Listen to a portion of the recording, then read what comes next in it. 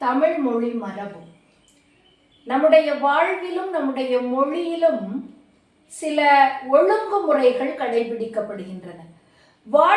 வாழ்வில் கடைபிடிக்கப்படக்கூடியது ஒழுக்கம், மொழியில் கடைபிடிக்கப்படக்கூடியது மரபு.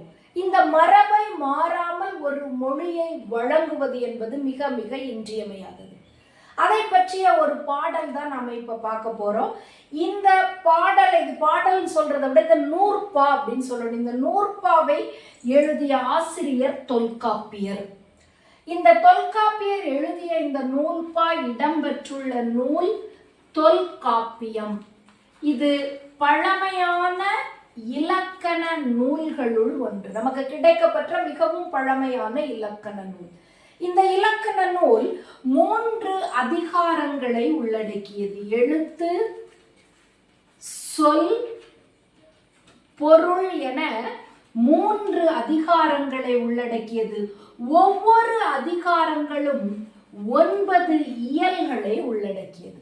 இதுல நம்முடைய பாடப்பகுதியில் பொருள் அதிகாரத்தினுடைய மரபியல் என்பதில் உள்ள 3 நூற்பாக்கள் 92, 91, 93 ஆகிய 3 நூற்பாக்கள் நம்முடைய பாடப்பகுதியில் இடம்பெற்றிருக்க பாடலை பார்க்கலாம். நாம் நிலம், தீ, நீர், வழி, விசும்பொடு 5ம் கலந்த மயக்கம் உலகமாதலின் இருதினை ஐம்பால் இயல் நெறி வழாமை திரிவுயில் சொல்லொடு தழால் வேண்டும். மரபு நிலை திரிதல் செய்யுட்கு இல்லை. மரபு வழிபட்ட சொல்லினான மரபு நிலை திரியின் பிரிது பிரிதாகும். நிலம், நீர், தீ, வழி, விசும்பொடு 5ம் கலந்த மயக்கம் உலகமாதலின். இந்த உலகமானது நிலம், நெருப்பு, நீர், வழி என்றால் காற்று என்று பொருள். காற்று, விசும்பு என்றால் ஆகாயம், வானம் ஆகிய இந்த 5 பூதங்களால், இந்த 5ம் கலந்த ஒரு கலவையால் இந்த உலகமானது உருவாக்கப்பட்டிருக்கின்றது. அப்படிப்பட்ட உலகத்தில் இருதினை ஐம்பால் இயல் நெறி வழாமை திரிவுயில் சொல்லொடு தழால் வேண்டும். இந்த 5 பூதங்களினுடைய கலவையால் உருவாக்கப்பட்டிருக்கக்கூடிய இந்த உலகத்து பொருள்கள் அனைத்துமே 2 திணைகளாகவும் 5 பால்களாகவும் பகுக்கப்பட்டிருக்கின்றன. அந்த 2 திணைகள் எதெல்லாம் அப்படின்னா, ஒன்று உயர்திணை, இன்னொன்று அக்ரிணை. இந்த 5 பூதங்களோடு கூடிய அத்தனை பொருட்களையும் உயர்திணை, அக்ரிணைன்னு சொல்லிட்டு 2ஆக பகுத்திருக்கின்றோம். இந்த உயர்திணையும் அக்ரிணையும் 5 பால்களுக்குள் உள்ளடங்கி இருக்கின்றது.